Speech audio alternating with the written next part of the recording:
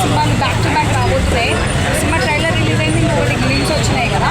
So మరి ఈ cinema ఎలా ఉండబోతుంది అంటే రెండు సినిమాలు బ్యాక్ టు బ్యాక్ వస్తున్నాయి కాబట్టి ఫస్ట్ ఆఫ్ ఆల్ రణపల్లి గురించి మనం తెలుసుకోవాలనుకుంటే ఒకటేనండి, చరిత్ర గురించి చెప్పబోతున్నా. దీంట్లో 1878 అని చెప్పేసి, అంటే స్వాతంత్రం కంటే దాదాపుగా 50 ఏళ్ళ ముందు, 50 నుంచి 70 ఏళ్ళ ముందు అన్నట్టు మనకు.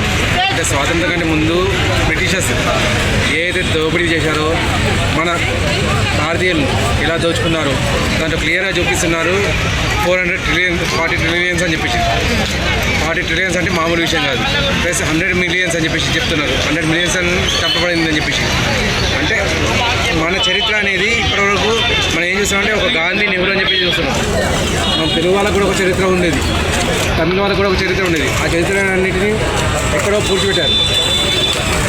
స్వాతంత్రం వచ్చిన 77 ఏళ్ళకు కానీ మన చరిత్ర గురించి చెప్పే సినిమాగా రావడం మొదలవుతుంది. అంటే ప్రపంచంలో ఎంతోమంది తమ చరిత్రను చూపించుకునే వాళ్ళు ఉన్నారు. ఒక భారతదేశం మాత్రమే అతి హీన స్థితిలో ఉంది.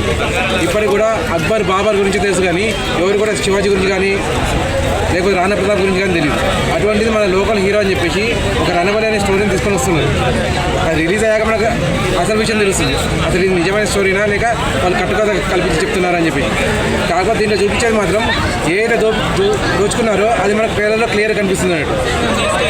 అంతేకాకుండా ఒక బ్రిటిషర్ని శిక్షించడం అని చెప్పి అది క్లియర్గా కనిపిస్తుంది మనకు. విజయ్ దేవరకొండ గారు లాస్ట్లో ఒక గుర్రం మీద తను ఈడ్చుకెళ్తున్నారు. అంటే ఎంత కసి ఉంటే ఆ ముఖంలో అంత కసి చూపించగలుగుతారు. ఒక హీరో ఫేస్లో ఆ కసి అనేది క్లియర్గా ఏర్పడుతున్నట్టు. అంటే నా దేశవాసులని దోచుకున్నావు, నీకు కూడా నేను శిక్ష వేయాలి అనే పందాలో ఆ కసి అనేది ఫేస్లో క్లియర్గా కనిపిస్తున్నాడు. అయితే ప్రీవియస్గా ఆయన కింగ్డమ్ సినిమా తీసినప్పుడు ఆ సినిమా కొంచెం డిసప్పాయింట్మెంట్ చేసింది.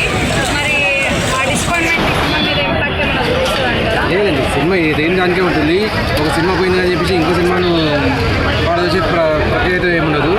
ఆ సినిమానే ఆ సినిమాకున్న డైరెక్టర్ ఈ సినిమాకు ఉండడు, ఆ సినిమాకున్న మ్యూజిక్ డైరెక్టర్ ఈ సినిమాకు మ్యూజిక్ డైరెక్టర్ ఉండడు. 5 మంత్స్ చేంజ్ ఉంటారు.